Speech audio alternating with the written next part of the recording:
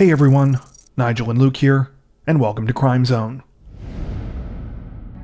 If you're a regular viewer of our Crimes of the Week series, you might remember that back in October, we put together a compilation list of some of the dumbest criminals and crime stories we'd covered so far this year. At the time, we asked if you wanted us to make another round of these videos covering the second half of the year, and the response was overwhelmingly positive. So here we are, as promised, with Dumbest Criminals, July to December of 2021, just in time for the end of the year. One thing to keep in mind is that these segments have not been edited since they appeared in their respective lists, so references to specific days of the week, as well as other small details, may no longer apply. That being said, we hope you enjoy this compilation as much as we enjoyed putting it together. And thanks so much for a great year, everybody. With that out of the way, let's get to the video.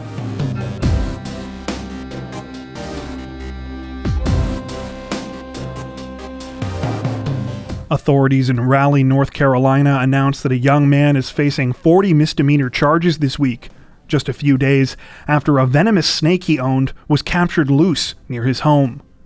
According to reports, police were alerted to the situation on June 28th, when they received a call about a mysterious snake near their home in North Raleigh. The reptile turned out to be a spitting zebra cobra belonging to 21-year-old Christopher Gifford, who lived half a mile away. When police investigated the home where Gifford lived with his parents, they found roughly 75 other snakes in the basement, many of which were also highly dangerous. Though owning these kinds of reptiles as pets is not illegal in North Carolina, there are rules that owners are supposed to follow, several of which Gifford had ignored. The animals were allegedly seized after it was discovered that they were not being kept in the proper enclosures, and that some had been mislabeled, which is also a violation. To make matters worse, the missing zebra cobra in question reportedly escaped almost a year ago, in November of 2020, but Gifford never informed police. Thankfully, the snake was captured 2 days after it was spotted, and no one was harmed. Of the 40 misdemeanor charges that Gifford now faces, 36 are a result of storing the reptiles in improper enclosures.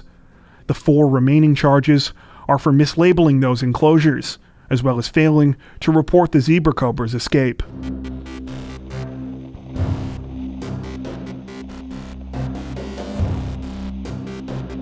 An Ohio man is facing a first-degree misdemeanor charge this week after he allegedly called and reported a fake shooting to distract police after he was pulled over.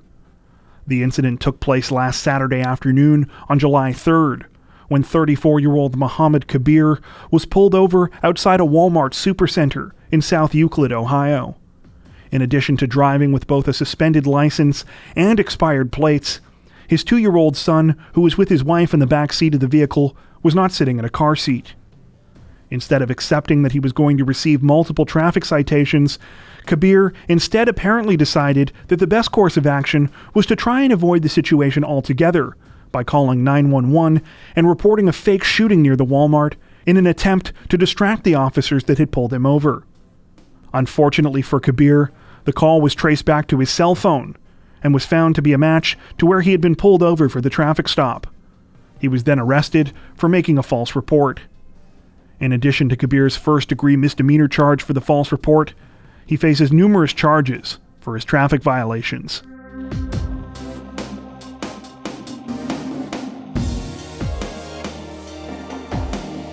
Authorities in Nashville, Tennessee say that a 25-year-old woman has been arrested this week following an investigation into a fire earlier this month at a fast food restaurant where she worked. The incident began on July 5th when firefighters were called to a Taco Bell location on Nolensville Pike. A fire had started inside the restaurant and employees called 911, telling authorities that they had accidentally locked themselves out. Firefighters were able to force entry into the building and extinguish the blaze, but by that time it was estimated that more than $30,000 in damage had been done to the restaurant. A subsequent investigation requested by Taco Bell management soon uncovered the surprising cause of the fire. It turned out that it had started when employees began playing with fireworks inside.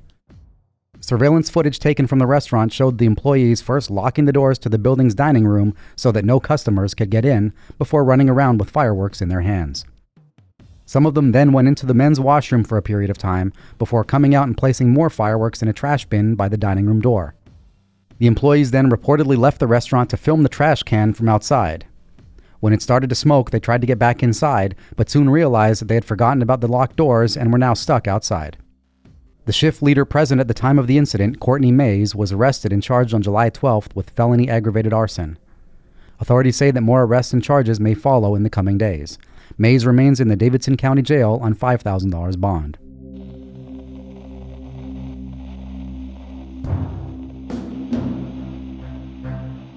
Representatives from the Tulsa Police Department say that a wanted woman was successfully arrested this week after she commented on a social media post concerning her case.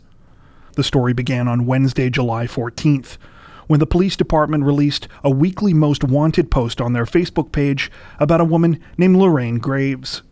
Graves had been charged with accessory to murder in the shooting death of her relative Eric Graves, which took place at the St. Thomas Square Apartments back in March. The two men accused of actually carrying out the shooting, Jaden and Gabriel Hobson, were already in custody, but Graves was nowhere to be found. Police alleged that Graves helped dispose of the murder weapon in the case by driving one of the suspects to another apartment complex, where it was handed off to another person.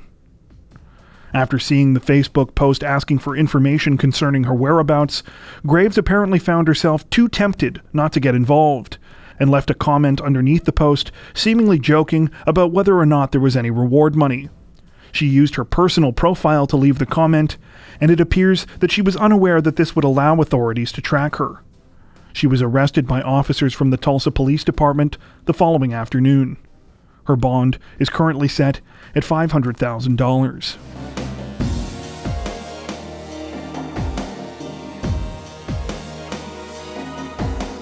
Authorities in Ventura County, California say that a 44-year-old man is in custody this week after he allegedly fired shots at a firefighting helicopter.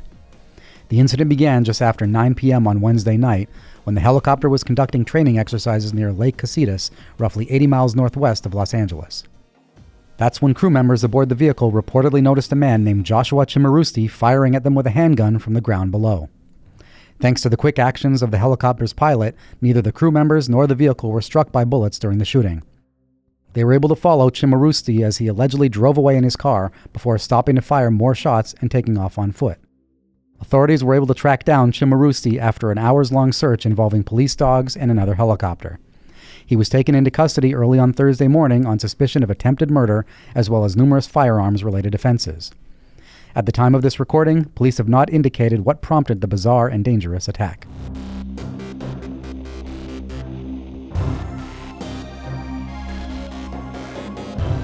This week, representatives from the Bexar County Sheriff's Office announced that they had arrested two teenage girls after they allegedly stumbled across a dead body and decided to steal jewelry from the deceased person.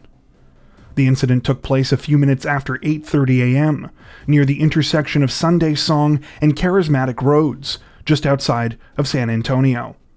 That's when the 16 and 17-year-old came across the body of a young man who appeared to have taken his own life by hanging himself from a railing near a drainage ditch. Following the grisly discovery, the girls contacted another friend, who called 911. However, police say that before they could arrive, the teens took a gold chain with a pendant from the man's body. The crime was discovered when footage of the theft shot by the teenagers began to circulate on social media. The girls allegedly filmed themselves taking the valuables and posted the video to Snapchat.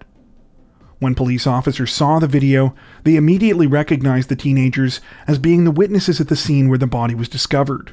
Both were promptly arrested. The 17-year-old has since been identified as Bethany Martin, who was released from jail on a $2,000 bond on Wednesday. The 16-year-old has not been named due to her age. Both have been charged with theft from a human corpse. Following their arrests, the girls admitted to the theft and returned the pendant to the deceased man's family. However, they claimed that they had not kept the gold chain that was with it. The chain has yet to be recovered. According to one of Martin's friends, she told her that she took the jewelry because it, quote, matched her fashion style.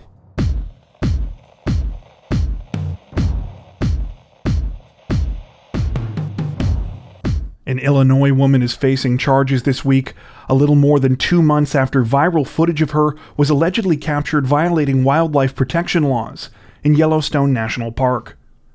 According to reports, the incident occurred sometime in mid-May of this year, when a woman named Samantha Daring was visiting Yellowstone's Roaring Mountain area. Just before 5 p.m., a group of tourists in the area noticed a mother grizzly bear and her 2 cubs, who were coming closer to them.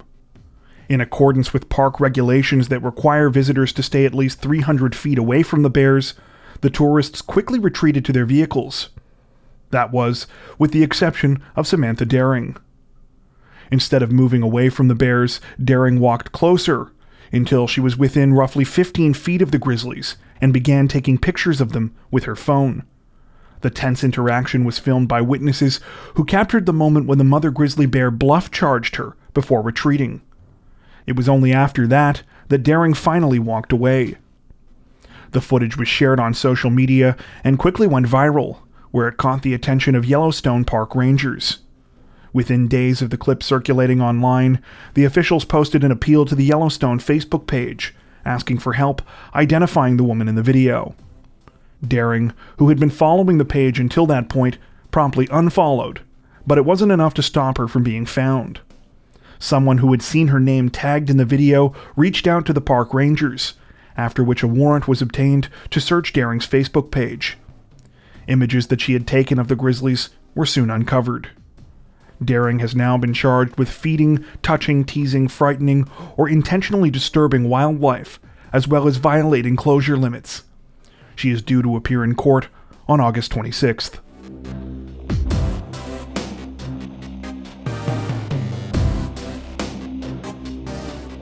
Police in Kenosha, Wisconsin say that an unidentified 19-year-old woman is facing charges this week after she accidentally shot her friend while playing with the laser sight on a handgun.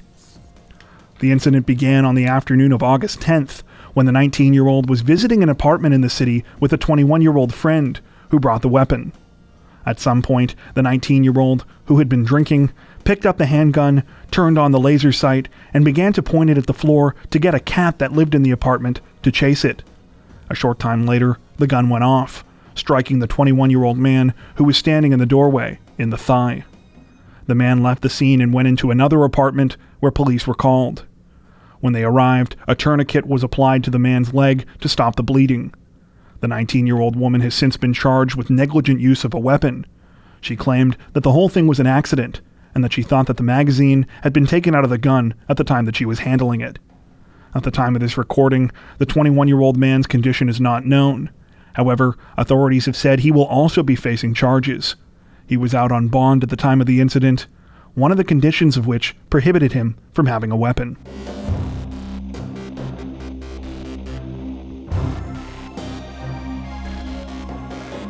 Authorities in Oconee County, South Carolina say that a 31-year-old man is in custody this week after he allegedly stole a horse and took it to his father's house. The incident began on August 9th when a witness spotted Gary Cobble Jr. riding the horse down a road in the community of Mountain Rest before walking it inside the residence. After the bizarre sighting was reported to police, deputies contacted Cobble's father, who told them that his son was not supposed to be there. The father met authorities at his house, and upon entering they immediately noticed horse feces in the living room. A quick search of the residence revealed both Coble and the stolen horse hiding in a bedroom. According to reports, aside from a small cut on one of the horse's front legs, the animal was unharmed and was calm at the time police found it. Coble was taken into custody on charges of stealing livestock. At the time of his arrest, police said that he also had numerous other warrants out for recent unrelated burglaries and thefts in the area. He is currently being held at the Oconee County Detention Center.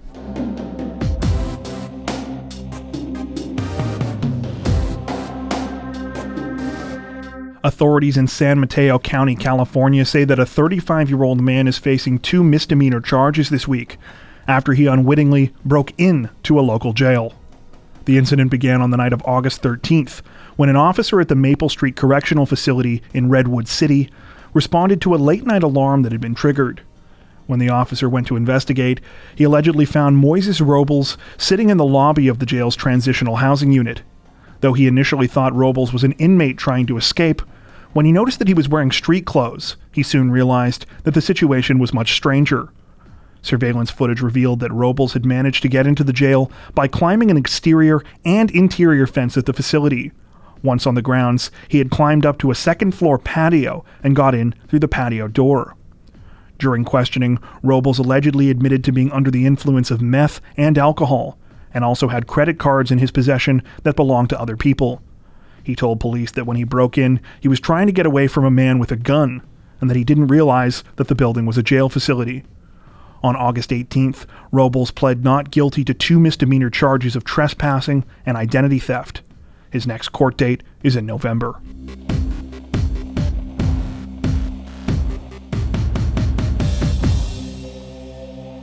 Representatives from U.S. Customs and Border Patrol in Texas say that an El Paso man was recently fined after he tried to smuggle 350 pounds of meat products into the country from Mexico. According to reports, the incident took place at approximately 6 a.m. on August 26th when the 20-year-old man pulled up to the border crossing his 2012 Honda Odyssey. Despite saying that he had no food items to declare, border agents immediately noticed some of the poorly concealed meat products.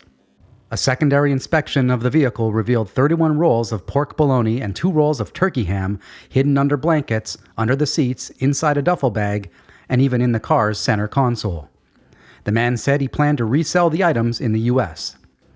According to Border Patrol, the large meat haul was seized and destroyed, and the man was given a $1,000 fine for failing to declare the products.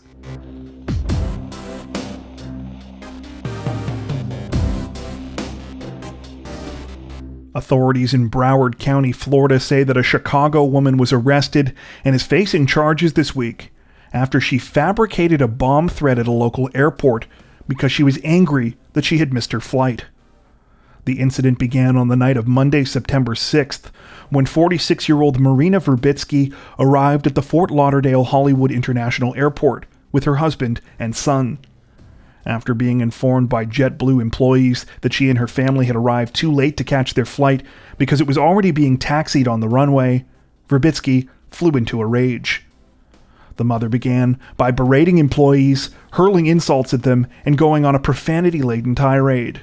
However, according to reports, it was when she learned that her family's checked luggage was already on board the departing plane that the 46-year-old truly snapped. Instead of taking a second to try and calm down or consider her options, Verbitsky allegedly decided to ratchet up the tense situation even further, telling staff that she had stashed a bomb in one of her suitcases. Though the threat was completely bogus, officials were still forced to treat the claim as a credible threat, and the plane was rerouted, evacuated, and thoroughly searched to ensure everyone's safety. When no sign of any danger was found, Verbitsky was promptly arrested and is now facing a charge of false reporting concerning planting a bomb, explosive, or weapon of mass destruction. A judge also ordered that she undergo a mental health evaluation. A friend of the family, who requested to remain anonymous, told local media that Verbitsky's outburst and fake threat were the result of her being worried about her son missing school the next day, saying, quote, "It was a mistake."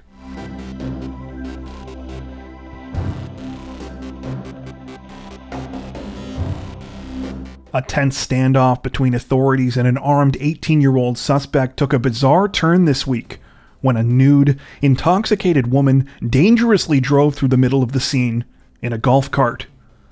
According to reports, the incident took place on the morning of Sunday, September 5th, when authorities tried to deal with 18-year-old Miles Abbott, who had climbed onto the roof of a residence in Dunedin and pointed his weapon at police. The tense situation caused the SWAT team to be called in, leading to an hours-long standoff. It was sometime during that situation that 28-year-old Boston resident Jessica Elizabeth Smith allegedly showed up driving a golf cart. Completely naked and smelling strongly of alcohol, Smith blew past several squad cars and ignored calls for her to leave the area as she drove into the perimeter where the standoff was happening and close to the house where Abbott was taking shelter. Smith was eventually taken into custody and charged with resisting an officer without violence. Abbott was also captured by police when the 6-hour standoff came to an end and was treated for a self-inflicted gunshot wound to his leg that he reportedly got while attempting to flee. He faces multiple charges, including loitering and prowling, aggravated assault on law enforcement, felon in possession of a firearm, carrying a concealed weapon, resisting an officer without violence, and grand theft.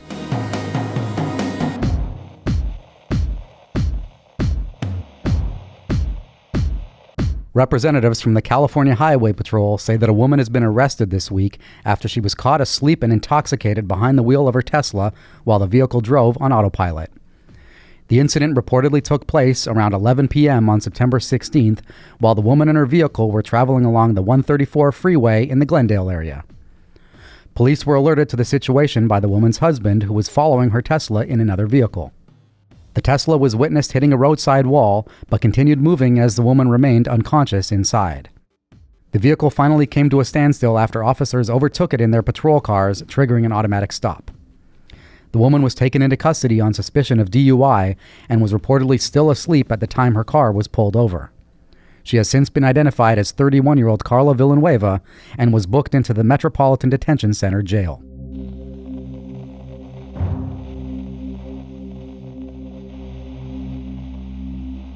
Representatives from Indiana's Vanderburgh County Sheriff's Office say that a 61-year-old Evansville man will spend the next 2 months in jail after he repeatedly abused the 911 system by calling and informing dispatchers that he was tired. According to reports, the incident took place on the evening of September 14th, when Daniel Schroeder made 4 of the bizarre phone calls to 911, informing them of his sleepy state. Finally, police got tired of dealing with him and went to his house and placed him under arrest. Authorities soon learned that this was not the first time that Schroeder had abused the 911 system. Just days earlier, he had pleaded guilty to a misuse of the system for calling to say that he was unhappy with a relative who was not following his rules. He was ordered to spend 6 months in jail for that offense, but the sentence was suspended provided that he did not repeat the crime. It seems that Schroeder couldn't help himself, though. A day after his arrest, the 61-year-old pled guilty to violating the terms of his release and was sentenced to spend 60 days behind bars. His original sentence was amended to 60 days as well, and it is said that Schroeder will serve both of them concurrently. Hopefully, he'll have plenty of time to rest while locked up.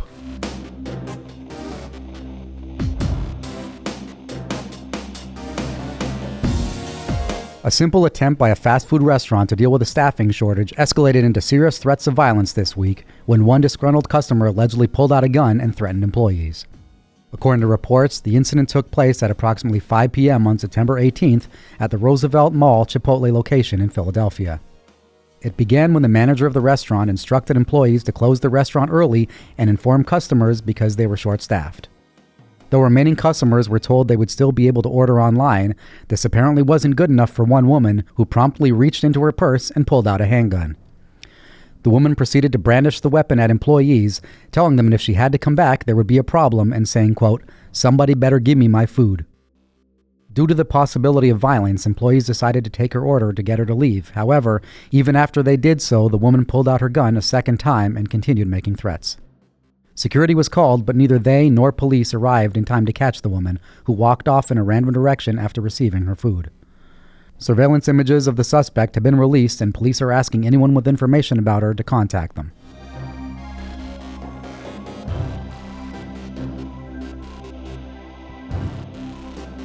Authorities in Somerset County, Maine say that a 33-year-old woman has been arrested and charged this week after she allegedly made 2 bomb threats against a local medical product company in order to spend more time with her boyfriend.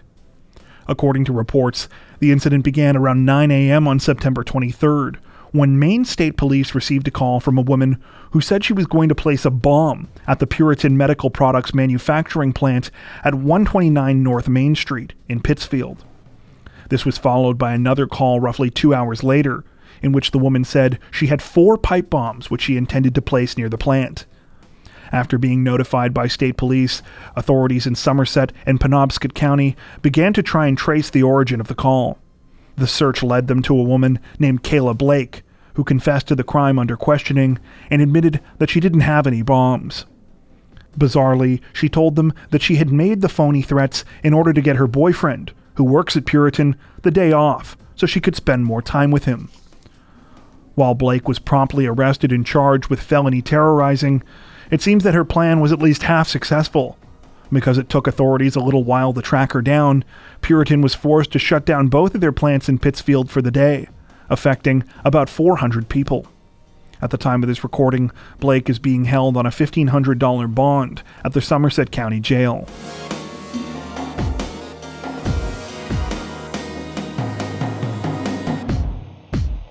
Officials at Florida's Miami International Airport say that a 33-year-old man has been arrested this week after he inexplicably jumped onto the wing of the airplane he was aboard shortly after landing.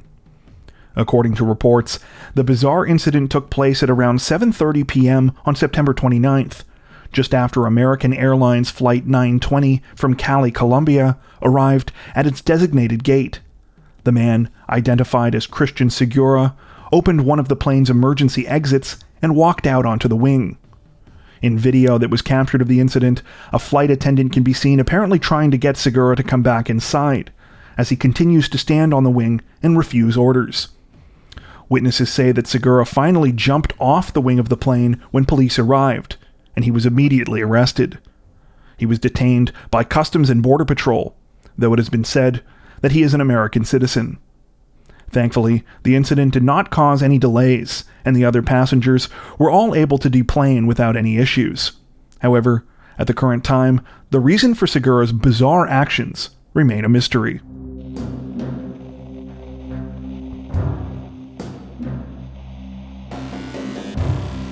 Representatives from the Toronto police say that a man has been arrested this week after he was allegedly seen shooting arrows towards a movie set. According to reports, the incident took place at approximately 9 a.m. on September 30th in the city's Leslieville neighborhood. The man, who at the time of this recording has not been identified, was apparently shooting the arrows from the balcony of his apartment, aiming at a drone being used at the nearby film set. The bizarre incident was obviously a danger not just to those working on the set, but to everyone in the surrounding area, and prompted a heavy police response. When officers arrived at the scene, the man reportedly barricaded himself in his apartment, though thankfully, the situation was eventually resolved peacefully, and the man was taken into custody. He is expected to face charges, but none have so far been listed. No one was injured as a result of the strange incident.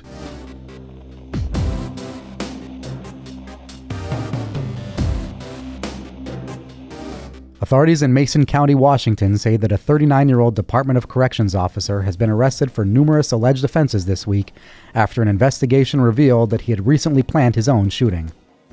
According to reports, the case began when Community Corrections Officer Christopher Flo called 911 on the morning of October 7th and claimed that he had been shot by an unknown person in the city of Shelton. The call prompted a search for a potentially armed and dangerous person in the city's downtown area, but no such person was found. However, it didn't take long for police to turn their suspicions towards Flo himself after they noticed inconsistencies with his statements. A week after the shooting, Flo admitted the strange truth to investigators during an interview. He had planned the shooting himself and asked his sister to carry it out. A subsequent interview with Flo's sister confirmed the bizarre revelation. The woman said that she had initially refused to shoot her brother, but following repeated requests, she eventually agreed. The weapon and corresponding shell casing from the bullet were found in Flo's sister's home. The brother and sister duo were both arrested and taken to the Mason County Jail for conspiracy to commit assault in the first degree, conspiracy to commit a drive-by shooting, assault in the first degree, and other charges. Though authorities have said that they won't comment on the ongoing investigation, it's clear that there is more to the story. However, at this time, there's no word on why Flo planned his own shooting.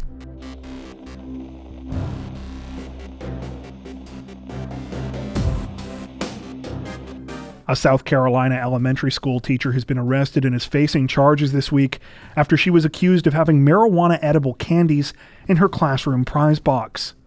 According to reports, 27-year-old Victoria Weiss kept the candy-stocked prize box in her classroom at Rocky Creek Elementary School in Lexington as a way to reward students.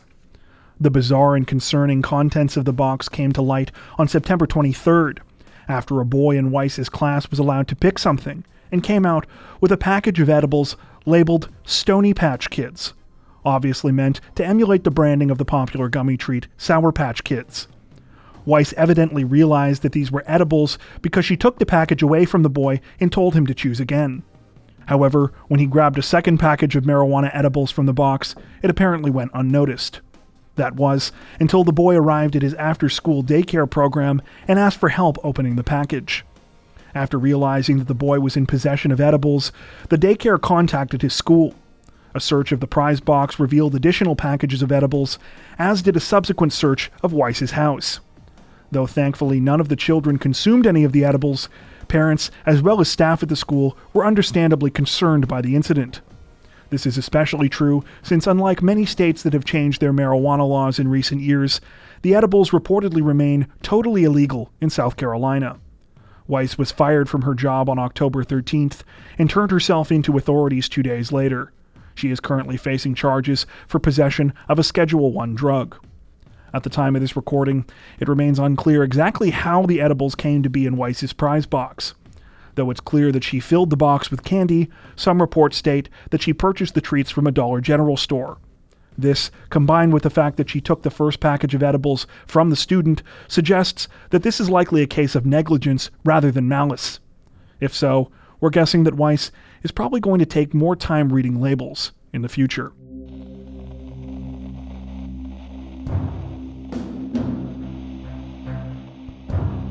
Authorities in San Diego, California say that a local man is in custody this week after he allegedly led police on a bizarre low-speed chase in a stolen vehicle while claiming there was a bomb on board. According to reports, the incident began around 7:45 p.m. on October 18th in the city's Pacific Beach neighborhood when the suspect jumped into a tow truck and drove off. After communicating with police dispatchers, the suspect apparently told police that he could not stop because there was an explosive device on board that would be triggered if he did so. A truly bizarre claim that many have likened to the 1994 Keanu Reeves movie, Speed. Despite the amusing comparison, according to police, this week's real-life chase completely lacked the blockbuster's titular speed. Instead of 50 miles per hour, the suspect reportedly never went faster than 10, rolling at a snail's pace as authorities easily followed. Still, the bizarre pursuit lasted until nearly 9 p.m., when the suspect got to the area of Kettner Boulevard and West Broadway in the city's downtown. It was at that point that police flattened the tires of the stolen tow truck using spike strips, causing the vehicle to come to a halt. While the suspect initially refused to get out of the tow truck even after stopping, he was eventually coaxed out after officers threw pepper balls inside. Thankfully, no bomb was found inside, and the man, who has not been identified by name, was taken into custody.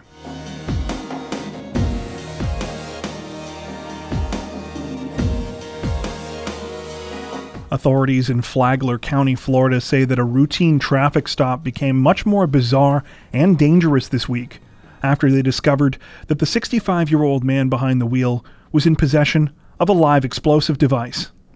According to reports, the incident took place at approximately 12:30 p.m. on October 25th, when the man, Louis Branson, was pulled over because of expired tags on his Dodge pickup truck. An investigation into his vehicle's ownership also revealed that he was driving on a license that had expired in 2019. When officers began searching Branson's truck, they quickly discovered a glass pipe in the driver's side door, as well as cocaine and marijuana. However, that paled in comparison to what they found next: a live grenade inside of a sealed metal canister. Branson told the officers that he had found the grenade 3 or 4 years ago while cleaning out a veteran's home and decided to keep it because he thought it was cool. Without knowing if it was live or not, he had put it in the metal canister and driven around with it in his toolbox ever since. He was quickly placed under arrest. An explosive disposal team soon conducted an X-ray of the grenade and determined that it was likely active. It was later disposed of at a nearby facility. In a statement to the public, Sheriff Rick Staley heavily criticized Branson, calling him an idiot who was lucky he didn't get himself killed.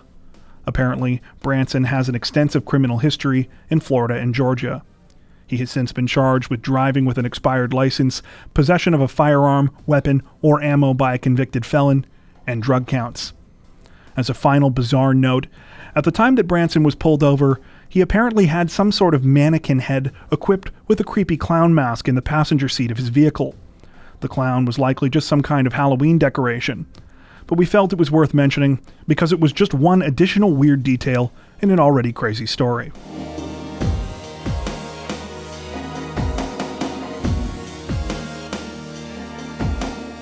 Authorities in Campbell County, Wyoming say that a 39-year-old man who was recently arrested on suspicion of drunk driving tried to offer an incredibly lame excuse to officers in order to try and beat a DUI charge. According to reports, the incident began on October 23rd, when police responded to a call about a fight between a man and a woman at a residence on Stone Place Loop in the city of Gillette. When they arrived, the woman involved in the alleged fight told officers that the man had driven off in his white Ford pickup with Oklahoma plates. The 39-year-old man was soon spotted and pulled over by police, where he was asked to exit the vehicle along with his two sons, ages 15 and 4. Knowing that officers suspected that he was drunk, the man outright admitted it, but offered what he felt was an important caveat. He said that his 4-year-old was sitting on his lap at the time that they were pulled over, and technically, he had been the one behind the wheel.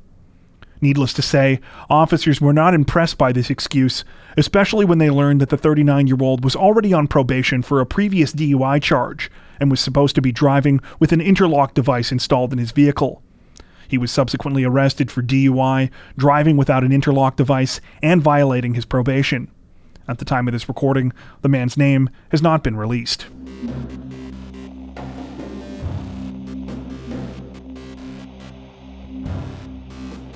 Authorities in Boulder County, Colorado say that a man has been arrested and is facing numerous charges this week after he allegedly set his mother's home on fire while attempting to clear cobwebs with a blowtorch. According to reports, firefighters were alerted to the incident at the home on the 8800 block of Vermilion Road in Longmont around 4:30 p.m. on November 1st. When they arrived, they could see smoke billowing out of the roof of the single-story residence. Thankfully, the blaze was put out in about an hour and no one was injured. However, it did cause around $100,000 in damages. When authorities spoke to the homeowner's son, 39-year-old John Charles Streckenbach, they soon discovered the ridiculous reason the fire had started. Streckenbach had been trying to clear cobwebs in the crawl space underneath the home using a blowtorch. Things had been made even worse by the fact that he allegedly spent a full hour trying to fight the fire himself before calling for help. At the time the incident took place, Streckenbach was under a court order preventing him from being within 100 feet of his mother or her home. However, recently, his mother had been allowing him to stay there because he is homeless. When police searched Streckenbach, they found that he was also in possession of a small quantity of methamphetamine. Streckenbach was arrested on suspicion of first-degree arson, criminal mischief causing $20,000 to $100,000 in damages, possession of a controlled substance, and violation of a protection order. At the time of this recording, he remains in police custody.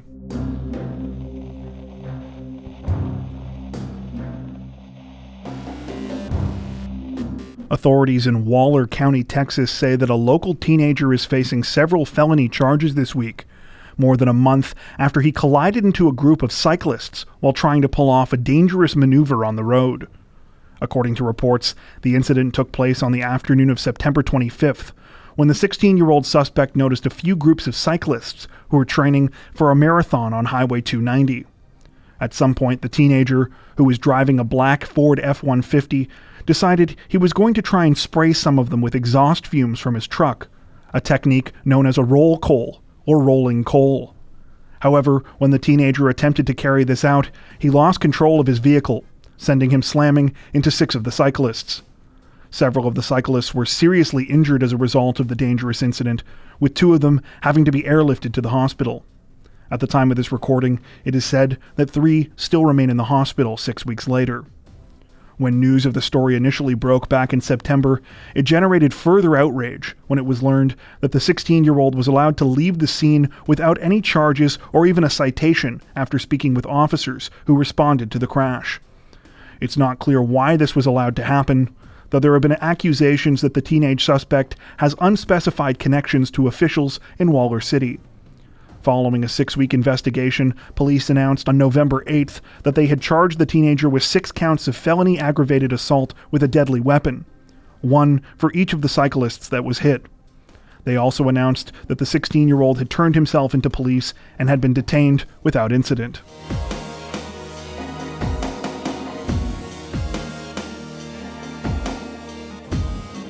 Representatives from the NYPD say that they are once again on the hunt for the woman dubbed the Bronx Zoo Cat Lady this week after she allegedly tried to make her way into the zoo's lion enclosure for a second time. Viewers familiar with our channel might remember that we covered the story of Maya Autry in a previous video sometime last year. The story initially began in September of 2019, when a viral video of a then 32-year-old Autry was captured of her climbing into the lion enclosure at the Bronx Zoo and dancing in front of the lions. Though Autry was not hurt, her behavior was obviously extremely dangerous for both her and the animals, and a warrant was put out for her arrest. She eventually turned herself into police, though bizarrely claimed that she never feared for her life during the encounter because the lion captured in the video loved her. Though Autry ended up pleading guilty to criminal trespassing charges, she managed to avoid jail time by promising to stay away from the zoo. However, it seems that for whatever reason, she was unwilling to keep that promise. A little bit before 4 p.m. on November 8th, Autry was photographed once again trying to get into the lion enclosure. Though she apparently didn't get quite as far this time and was still separated from the lions by a moat, she still managed to get close enough to taunt the animals after climbing over a small fence. Dressed in a blonde wig, a low-cut party dress, white stockings, and a leopard print shawl, Autry was heard shouting, "King, I love you. I came back for you." She then proceeded to throw 2 bouquets of roses at the animals, as well as several $100 bills, while also wiggling her behind in the lion's direction. By the time authorities arrived, Autry was gone. Police have since released images of the bizarre stunt and say that they are hoping someone who knows Autry can help them to track her down. Anyone with information regarding her whereabouts is encouraged to contact the NYPD or to call Crime Stoppers.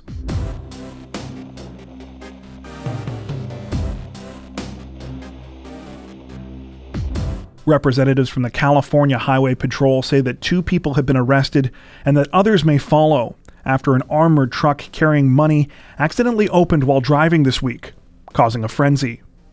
According to reports, the incident began at approximately 9 a.m. on November 19th, when an armored truck belonging to the Sectrans Security Inc. was traveling down Interstate 5 near the city of Carlsbad. At some point, one of the doors of the vehicle flew open, causing the cash inside to spill out all over the highway. Drivers on the highway who noticed what had happened immediately began to stop and run out of their vehicles, scrambling to scoop up as much of the money as possible before police arrived. By the time the driver of the armored truck realized what was happening and began to try and recover the cash, it was too late. He was hopelessly outnumbered by others on the highway, grabbing handfuls of loose bills. Instead of trying to pick up the money, he instead opted to try and record as many people as he could that were taking the cash. By 10 a.m., California Highway Patrol officers had closed down a large section of the highway and were busy stopping other drivers from getting involved so that they could clean up the money. However, by this point, many had already escaped with handfuls of cash. A TikTok user named Demi Bagby captured and posted now viral footage of the incident, showing her and her friends with piles of bills in their hands, as well as numerous other people standing in the middle of the highway picking money up. Police say that they have arrested 2 people in connection with the scramble for cash, an unidentified man and woman who were caught with some of the money after they got locked out of their car. Authorities have urged anyone else who took the money to come forward, stressing that it was a crime to do so and that the money does not belong to them. At the time of this recording, it's unclear how much cash was taken or how the door to the armored truck opened in the first place. It's said that most of the bills that spilled out of the truck were 1s and 20s.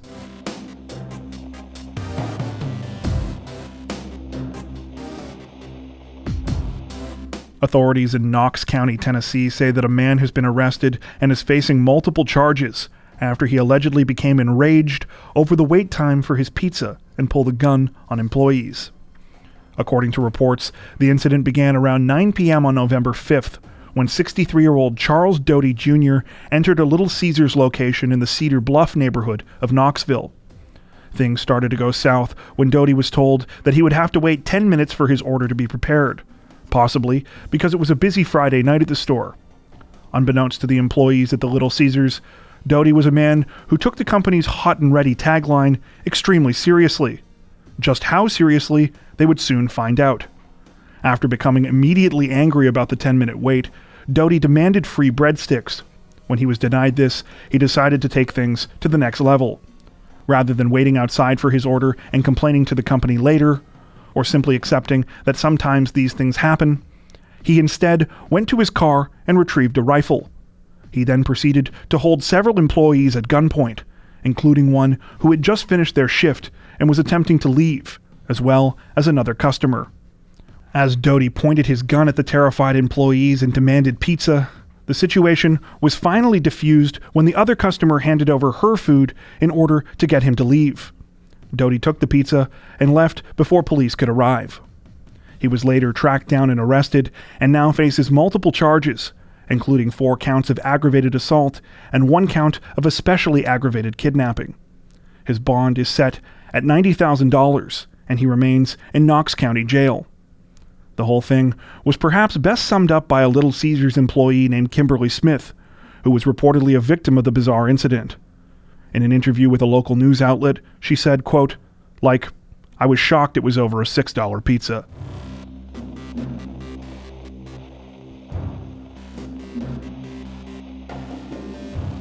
Representatives from Ontario's Durham Regional Police say that a 36-year-old snowplow operator is facing charges for impaired driving and driving while exceeding the legal blood alcohol limit this week, after he was caught throwing snowballs at other motorists while on the job.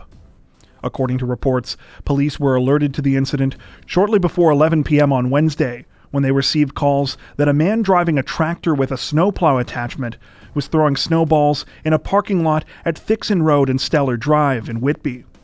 When officers arrived, they learned that in addition to throwing the snowballs, the man had also been using his tractor to block vehicles into the parking lot.